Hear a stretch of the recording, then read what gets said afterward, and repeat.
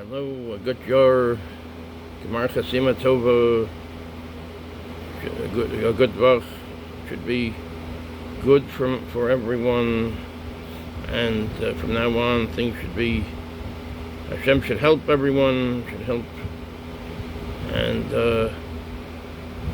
anyway, today we have here a learning from Rav Zvi Kushalevsky on the Torah. He's going to be telling us about P'arshat Nitz.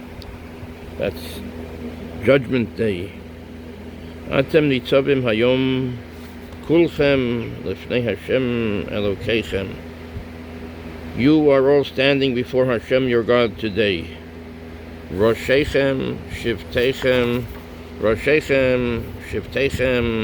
Zikneichem Vishotreichem Kol Ish Yisrael. Your elders, your officers, all the men of Israel. Devarim 29:9. Since the Jews were passing from one leader to another, from Moshe to Yehoshua, Moshe had them assemble to exhort them. This is what Yehoshua and Shmuel did too. So Rashi said that. So Moshe knew, Hashem asked Moshe to transfer the leadership to Yehoshua. So he asked them to gather, and he was going to give them musar. He was going to talk to them and tell them various exhortations. The deeper Sfarim write that the word today in the pasuk, Hayom in Hebrew, and in other places, hints at Rosh Hashanah. Rosh Hashanah, that's Rosh Hashanah, that's what we just had this past week, the beginning of the new year. So it says, you are all standing before Hashem your God today. Atem nitzavim hayom kolchem lifnei Hashem. This is Hayom, where it says Hayom here, this is Rosh Hashanah. Rosh Hashanah. The connection is that whenever a new period begins, we must stop. Oh, this was also the day Moshe was to die, as Rashi notes. When it says Hayom, this was the day that Moshe was supposed to was to die, as Rashi notes. Moshe actually passed away not on Rosh Hashanah, but on Zayin Adar, the 7th day of Adar. The 7th day of Adar was when Moshe Rabbeinu passed away. But this might have been originally that he was to die on Rosh Hashanah. The connection is that whenever a new period begins, we must stop, take stock, and reflect. It is imperative to take a moment out of the rush of normal life and pause for thought about our trajectory and direction in life. This is hinted at in the word nitzavim, standing. In other words, that we are standing. It's atem nitzavim. We are all standing. So in other words, Moshe Rabbeinu wanted us to be standing, and when we're standing, we're able to reflect on what's going on, and to just, as they say, stop and smell the roses. Stop. You have to stop for a minute, and you can't be in perpetual motion all the time. There needs to be a time to clear our minds, and to see where we're headed, and see if we can make ourselves be better, do better things the way Hashem wants what we have to do. This is hinted at in the word nitzavim. Nitzavim is standing. You are all standing before Hashem. You are all standing before Hashem your God. It's hinted at in the word nitzavim, standing. The people were to stand still pause and reflect. And this is the connection between Rosh Hashanah and Moshe's death. Both herald the start of a new period and an opportunity both to look back and analyze the past and plot one's future. This is the connection between Rosh Hashanah and Moshe's death. Okay, according to this, Moshe Rabbeinu might have actually died on Rosh Hashanah. That's a possibility, but there are other sources that say that Moshe Rabbeinu passed away on Zion Adar, the 7th day of Adar.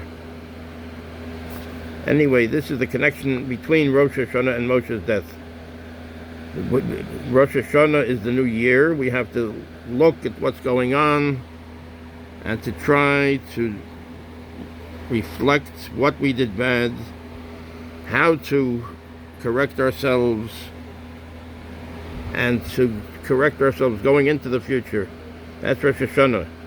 And Moshe's death, that's when Moshe was transferring his leadership of the Bnei Yisrael to Yehoshua, his student Yehoshua. And this was also the time for the people to take stock of their actions, see how things are, how they can continue doing good. And it says that the Bnei Yisrael were good under Yehoshua also, as well as they were during the lifetime of Moshe Rabbeinu. So the Bnei Yisrael were very good under Yehoshua and under Moshe Rabbeinu. Of course, there were times of rebellion under Moshe Rabbeinu and Yehoshua, but basically, just as they were following Hashem under Moshe Rabbeinu, so they did the same under Yehoshua. And Moshe, through his prophecy, through his nevuah, knew that. So he knew that they would be good even under his Talmud, his student Yehoshua. They would also be good. So this is Judgment Day. Let's take another look. Let's take a look at this. True Arvus, true responsibility for one another. We should be responsible for each other. It's not just I am for me and you are for you. We should be responsible for each other. Atem nitzavim. Atem nitzavim hayom kulchem. Atem nitzavim hayom kulchem lefnei Hashem Elokeichem. You are all standing today in front of Hashem, your God. Roshechem, Shivtechem, Ziknechem, V'shotrechem. Kol Ish Yisrael. Your heads of your tribes, your elders, your officers, all the men of Israel. You are all standing in front of Hashem. Everyone together. Not only the heads of the tribes, but everybody, everyone. You are all guarantors. That's in Devarim 29:9. Devarim is Deuteronomy. You are all guarantors for each other. If there is even one tzaddik among you, you survive in his merit, and the entire world could endure based on this one tzaddik. Medrash Tanchuma 2. So in other words, you're all guarantors for each other. You're vouching for each other. So if there's even one tzaddik among you, you can survive in his merit. And the entire world can endure based on this one tzaddik. Medrash Tanchuma. How does this Arvus, how does this guarantee, the guaranteeship for one for the other, that's Arvus, guarantee work? No, Arvus means responsibility. How does this responsibility guarantee work?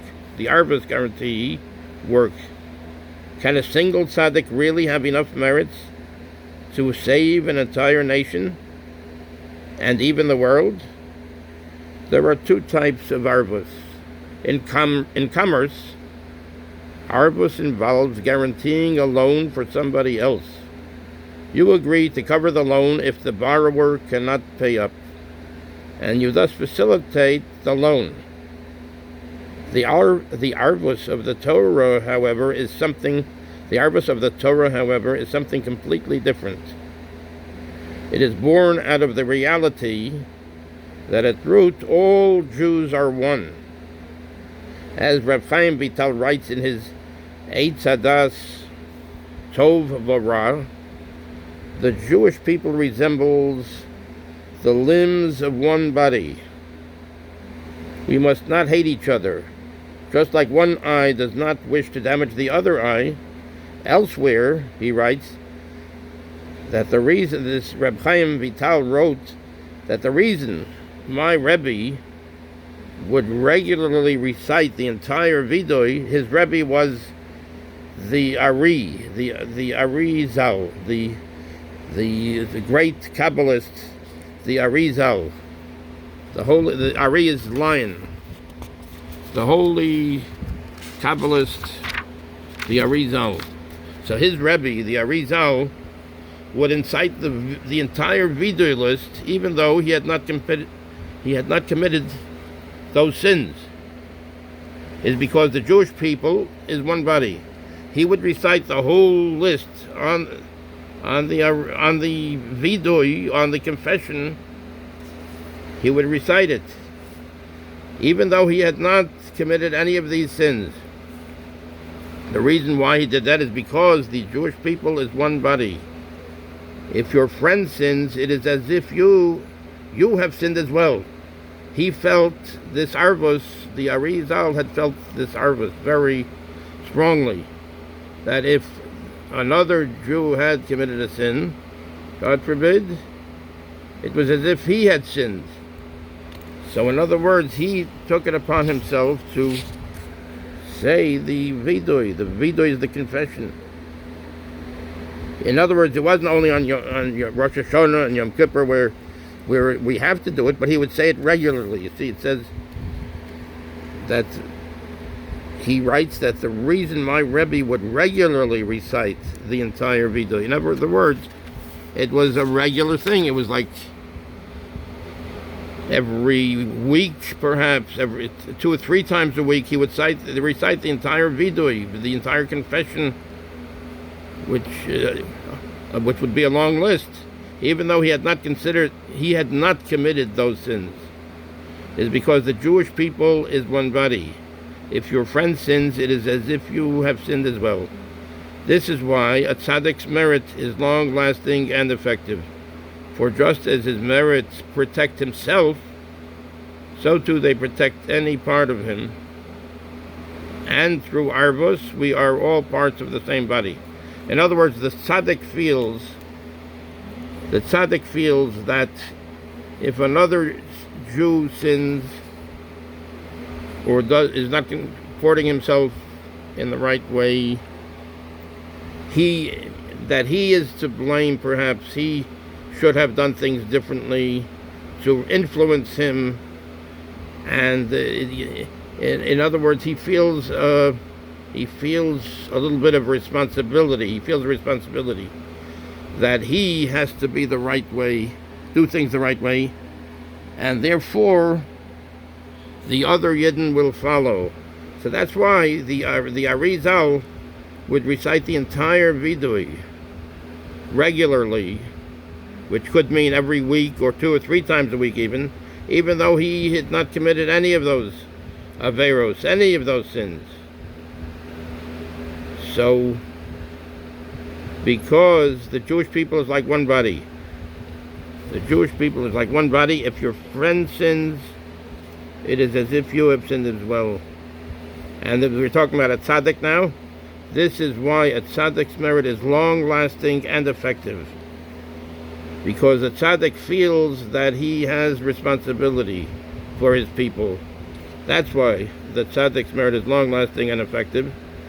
For just as his merits protect himself, so too they protect any part of him.